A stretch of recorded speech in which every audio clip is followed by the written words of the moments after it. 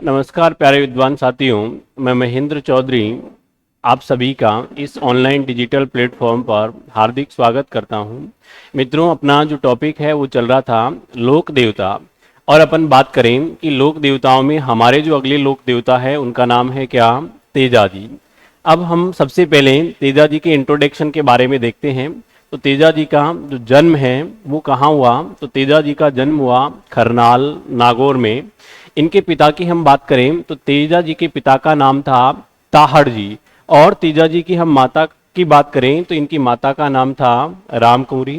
तेजा जी की पत्नी की हम बात करें तो तेजा जी की पत्नी का नाम था पेमल दे, और ये पेमल जो है वो पनेर की रहने वाली थी। पनेर कहाँ पड़ता है? अजमेर में। यहाँ के रायचंद्र जी की क्या थी? ये पुत्री थी। तेजा जी की सवारी की हम बात करें तो तेजा जी की सवारी का नाम है लीलन, जिसे सिंगारी भी कहा जाता है। ठीक, यानी तेजा जी की जो सवारी है उसका नाम है लीलन, जिसे सिंगारी कहा जाता है। तेजा जी की हम जाति की बात करें तो तेजा जी की जाति है जाट, और इनका गोत्र है क्या? धौलिया।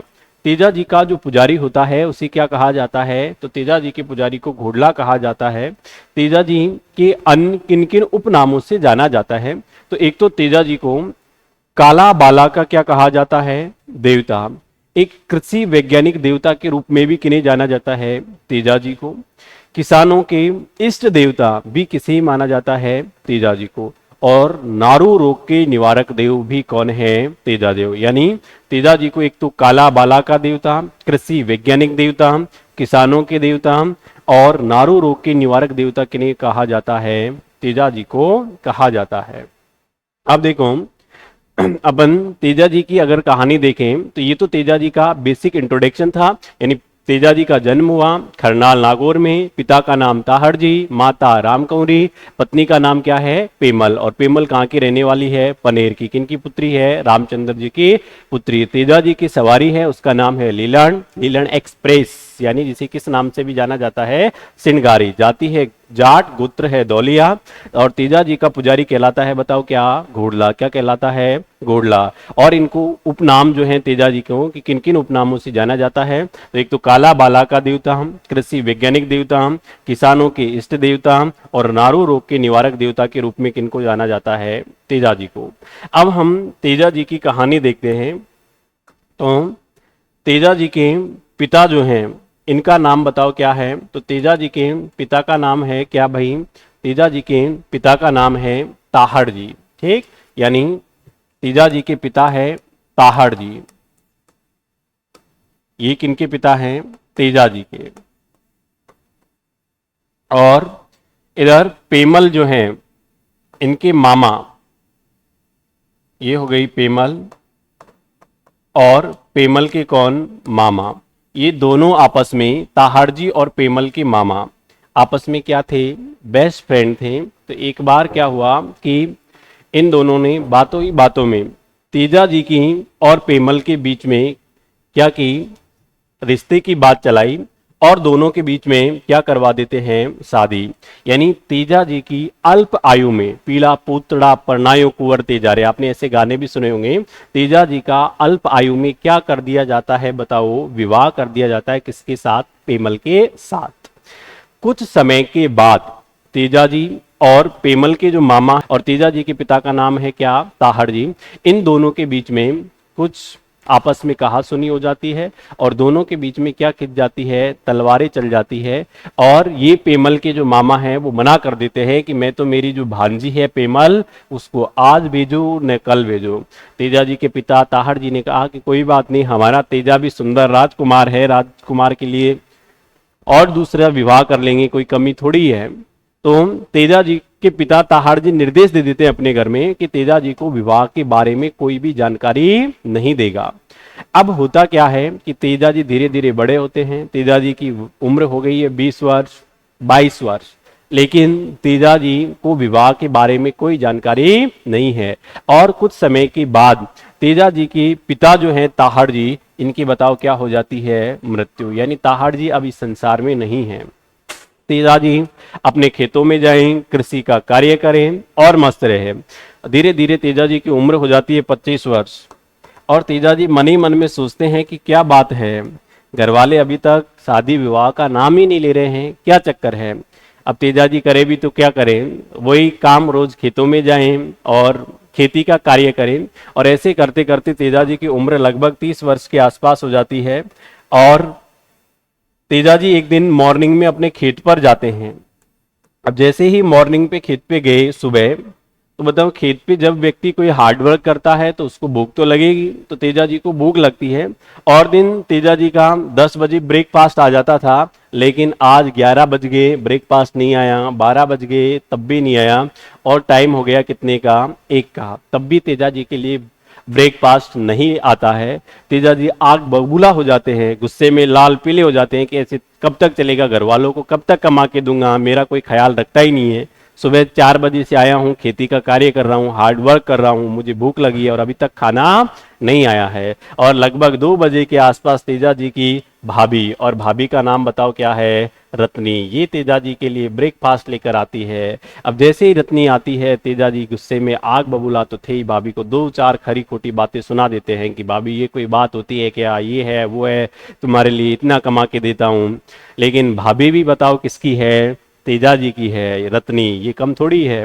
भाभी भी तेजा जी को, जैसे ही तेजा जी ने गुस्से में कहा तो भाभी भी उनके ऊपर गुस्सा उतार देती है कि अगर तुमको ऐसा ही करना है तो मैं तुमको कहाँ तक बना के दूंगी। तो वो जो पेमल बैठी हुई है पनेर में, तो उसको, पेमल को ले आओ, अगर तुमको ज़्यादा खाने की इच्छा है, समय पे खाने की इच्छा है तो आप पेमल को ला सकते हैं, मैं तो ऐसे ही बना के दूंगी। क्योंकि मण पीसो मण पोयो और मण को तो रांधो खींचड़ो कुंवर तेजा रे, यानी तेजा जी आपके लिए कोई छोटा मोटा खाना तो बनाना पड़ता नहीं है, पहले 1 मण पीसना पड़ता है, फिर 1 मण का आपके लिए भोजन बनाना पड़ता है, तब आपको देना पड़ता है। तो इतनी मेहनत कौन करे, लिया उसको पेमल को।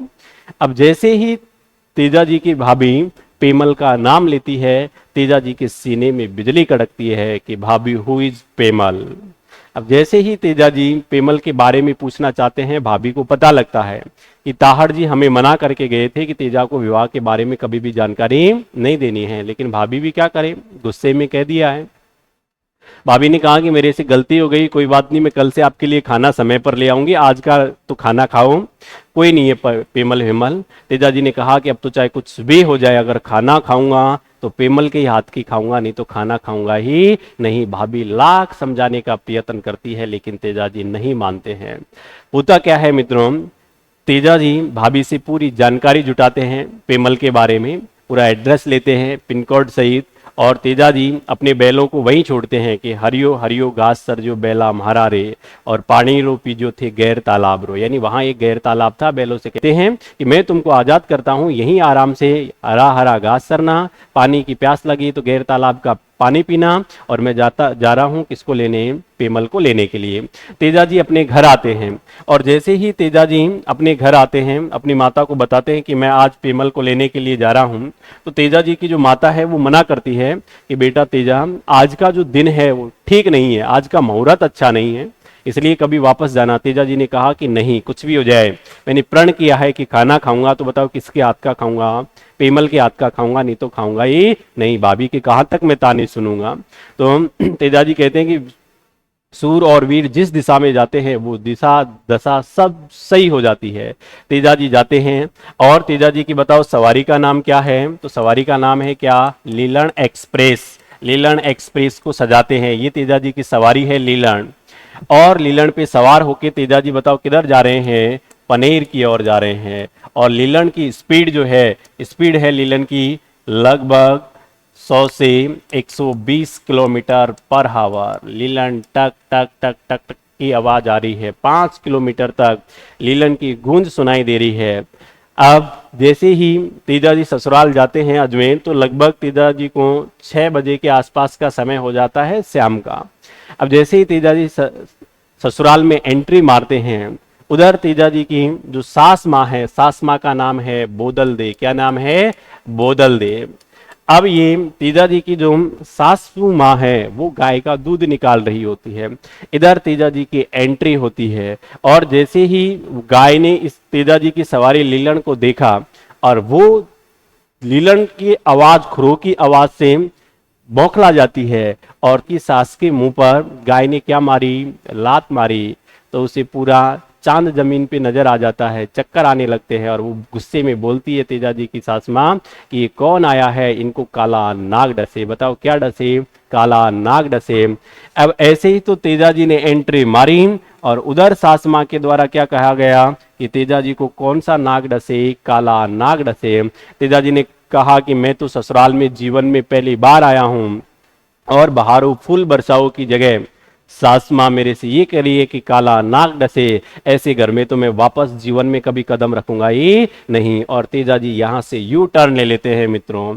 जैसे ही तेजाजी वापस अपनी लीलन एक्सप्रेस को बैक करते हैं तो पता लगता है, बताओ किसको, तेजाजी की पत्नी जिनका नाम है क्या, पेमल। पेमल को पता लगता है, लेकिन पेमल भी क्या कर सकती है, और तेजाजी की सास माँ की भी गलती नहीं है, क्योंकि सास माँ भी क्या करे, गाय ने लाती ऐसी मारी है, उनको भी पता नहीं था। लेकिन बाद में जैसे ही सास माँ को पता लगा कि ये तो अपने जमाई जी हैं, पावना है, लेकिन सास माँ क्या करे, अब गुस्से में बोल दिया सो बोल दिया। तेजाजी की जो पत्नी है पेमल, उसकी बेस्ट फ्रेंड थी, और बेस्ट फ्रेंड का नाम बताओ क्या है, लाछा गुजरी। अब ये लाछा गुजरी से कहती है कि लाछा तेजाजी को रात्रि के लिए कैसे भी यारों को, तेजाजी मानेंगे नहीं। लाछा तेजाजी के पास में जाती है और बोलती है कि अगर आप इन ससुराल वालों से नाराज हो तो हमसे क्या नाराजगी है, रात्रि का समय हो गया है, रात को कहाँ जाओगे, हमारे घर पे ही भोजन कीजिए और आराम से सुबह मॉर्निंग हो तब चले जाना। तेजाजी लाछा की बात मान लेते हैं, रात्रि विश्राम करते हैं लाछा के घर, और जैसे ही सुबह जाने की तैयारी करते हैं तो लाछा अपने बाड़े की ओर जाती है और अपनी गायों को देखती है, और लाछा रोना क्या कर देती है शुरू, क्योंकि लाछा की जो गायें हैं वो चुरा कर ले जाते हैं कौन, मेर के मीणा। यानी लाछा की गायें चुरा कर ले गए कौन, मेर के मीणा। अब जैसे ही तेजाजी से लाछा बताती है कि मेरी सारी जो गायें हैं वो कौन चुरा के ले गए हैं, मेर के मीणा चुरा कर ले गए हैं।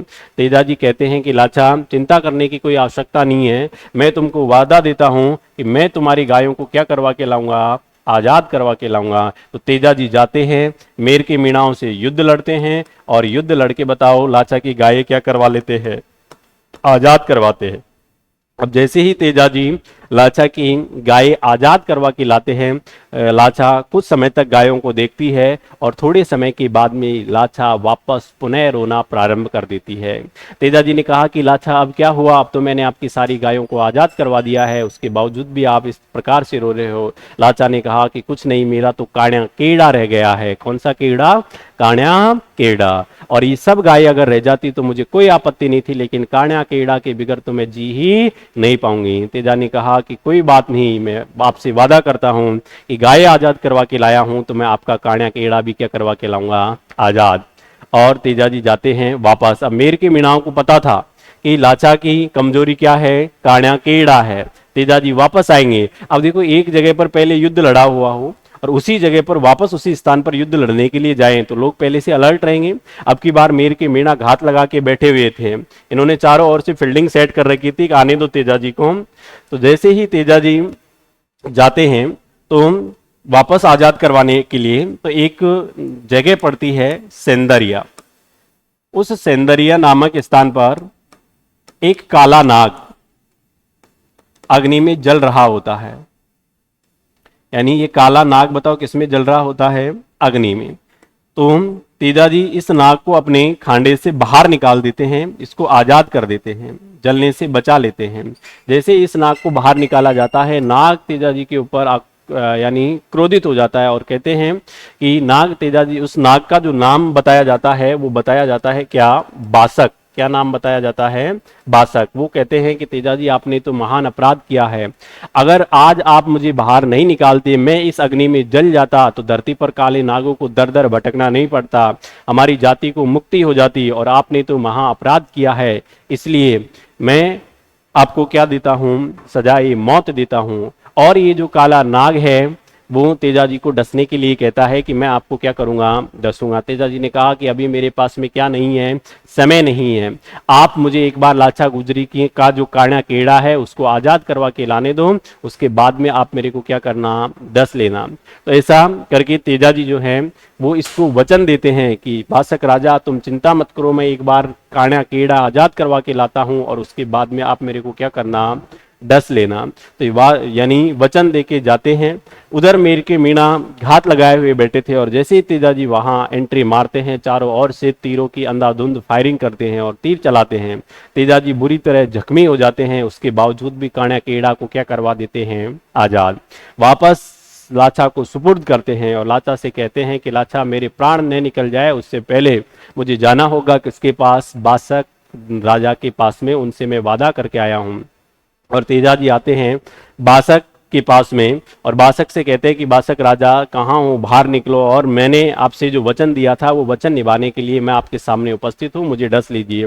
बासक तेजा जी की स्थिति को देखते हैं और बासक जो है वो क्या हो जाते हैं, देखकर तेजा जी से कहते हैं कि तेजा जी आपके शरीर के अंदर कोई ऐसी जगह ही नहीं बची है जिसको मैं डस सकूं, मैंने आपको माफ किया।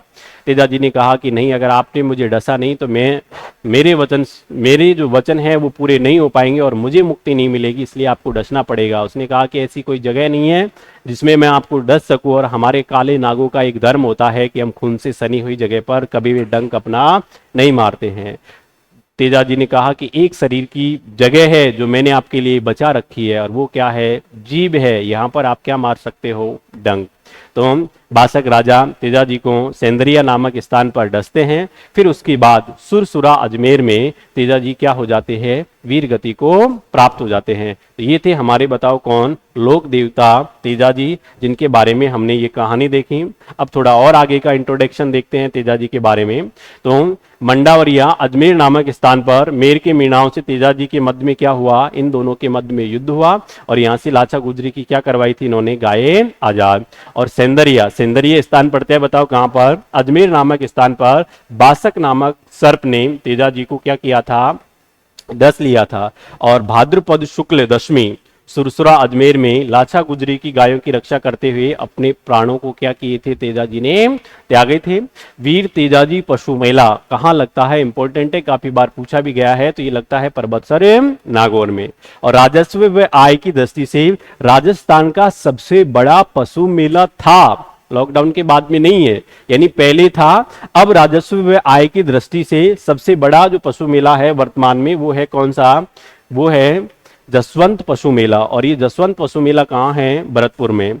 इनकी सवारी लीलन पर एक क्या है, ट्रेन भी संचालित है। और 2010 में तेजा जी पर 5 रुपए का क्या किया गया, डाक टिकट जारी किया गया। सॉरी, वैसे ये 2011 है। 2011 में तेजा जी पर क्या किया गया है, डाक टिकट जारी किया गया है।